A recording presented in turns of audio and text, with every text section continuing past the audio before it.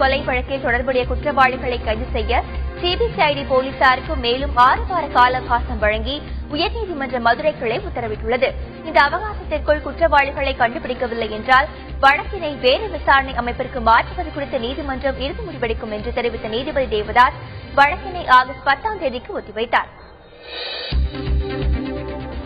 காஞ்சிபுரம் மாவட்டம் திருப்போரூர் தொடக்க வேளாண்மை கூட்டுறவு வங்கியில் அமைச்சர் செல்லூர் ராஜு திடீர் ஆய்வை மேற்கொண்டார். விவசாயிகளுக்கு அளிக்கப்பட்ட பயிர் கடன்களை உள்ளிட்ட விவரங்கள் குறித்து அப்போது அதிகாரிகளிடம் அவர் கேட்டறிந்தார். கணினி பதிவு விவரங்களை ஆய்வு செய்த அமைச்சர் அதிகாரிகளிடம் சரமாரியாக கேள்விகளை எழுப்பினார். தவறுகள் நடக்காமல் பார்த்துக் கொள்ள வேண்டும் என்றும் அதிகாரிகளுக்கு அமைச்சர் செல்லூர் ராஜு அறிவுறுத்தினார். வாக்காளர்களுக்கு பணம் கொடுக்கும் வேட்பாளர்களை தகுதி நீக்கம் செய்யும் சட்டப்பூர்வமான அதிகாரம் தேர்தல் ஆணையத்திற்கு வழங்கப்பட வேண்டும் என மதிமுகவின் பொதுச் செயலாளர் வைகோ வலியுறுத்தியுள்ளார். தஞ்சையில் நடைபெற்ற மதிமுகவின் மாவட்ட செயல் வீரர்கள் கூட்டத்திற்கு பின் செய்தியாளரிடம் பேசிய அவர் விவசாயிகளின் வங்கிக் கடன் முழுவதையும் தள்ளுபடி செய்ய வேண்டும் என்றும் கேட்டுக் கொண்டார்.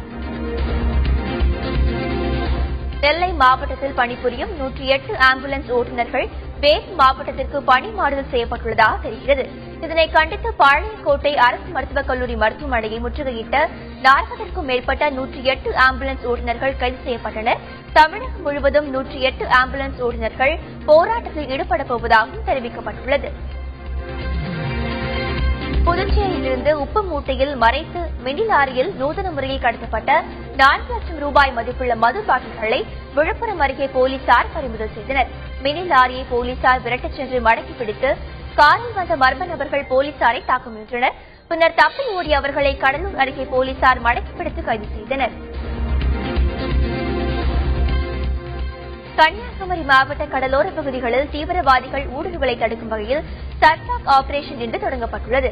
ஒத்திகை நிகழ்ச்சியின் போது கடலோர பகுதிகளில் போலீசார் அதிவிரைவு படகு மூலம் கண்காணிப்பில் ஈடுபட்டு வருகின்றனர். கன்னியாகுமரி, குளச்சல் உள்ளிட்ட 68 கிலோமீட்டர் தூர கடலோர பகுதிகளில் கண்காணிப்பு நடத்தப்பட்டு வருகிறது. அரியலூர் அருகே தவுத்தாய்குளம் என்ற இடத்தில் போலீசார் வாகன சோதனையில் ஈடுபட்டிருந்தனர்.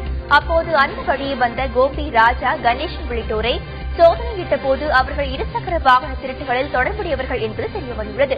இதனையடுத்து அவர்களிடம் விசாரணை நடத்திய போலீசார் 21 இருசக்கர வாகனங்களை பறிமுதல் செய்தனர். மத்திய அரசின் திட்டங்களை முழுமையாக செயல்படுத்திட புதுச்சேரி மாநிலத்தில் உடனடியாக உள்ளாட்சி தேர்தலை நடத்த வேண்டும், தனியார் கல்லூரிகளின் கல்வி கட்டணத்தை அரசு உடனடியாக முறைப்படுத்த வேண்டும் என்பது உள்ளிட்ட பாஜக மாநில செயற்குழு கூட்டத்தில் 14 தீர்மானங்கள் நிறைவேற்றப்பட்டுள்ளன.